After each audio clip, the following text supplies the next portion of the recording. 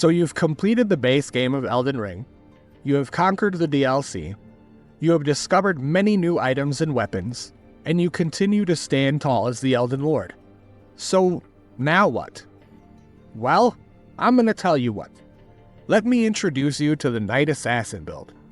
This is a level 200 plus build for a new game after you've completed the base game as well as the DLC. First, let's start with our weapons. We have Sword of Night, which requires 11 strength and 20 dexterity.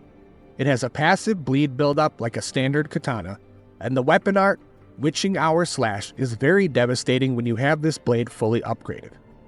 The blade is also semi-corporeal and cannot be guarded against completely, but it can be interrupted, so be careful. We have the Shield of Night, which has a unique ability to catch a projectile and launch it back at your foes. Without an enemy, it will fire a small projectile at a short range, and I find it to be very situational as there aren't many opportunities to use it, and its stats as far as shield goes isn't really all that great. We have Staff of the Great Beyond, which scales with strength, intelligence, and faith. It allows for both spells and incantations, making it very useful for hybrid caster builds. For armor, we have the Knight Set, which offers decent resistances and protection and isn't too heavy.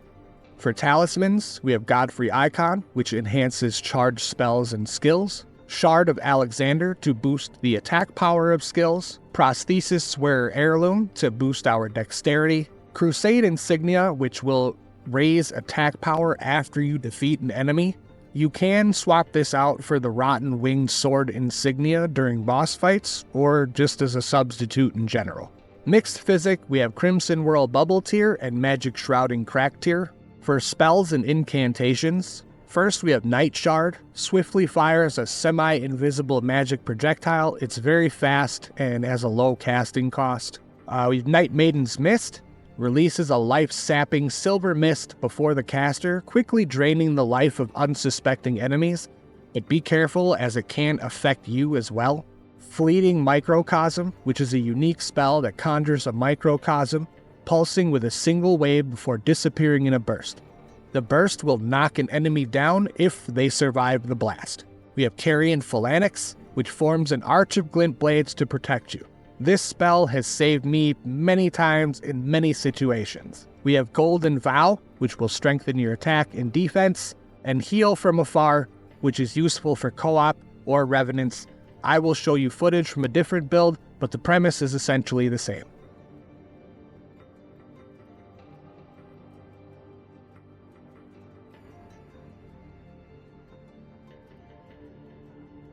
For stats, we have Vigor at 61, Mind at 35, Endurance at 30, Strength at 20, Dexterity at 25, Intelligence at 60, Faith at 25, and Arcane at 41.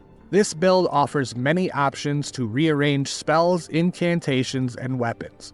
It's higher level and perfect for New Game Plus.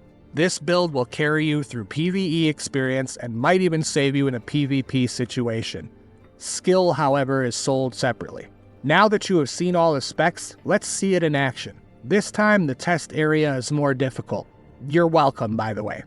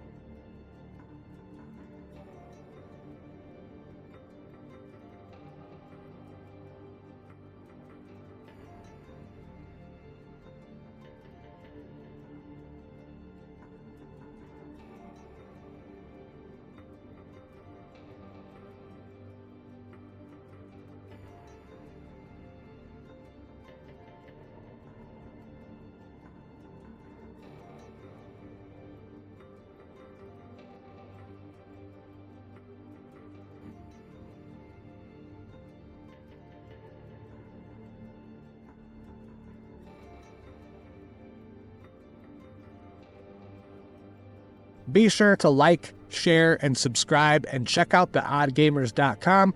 I'm Hollow Jedi, and we'll catch you next time.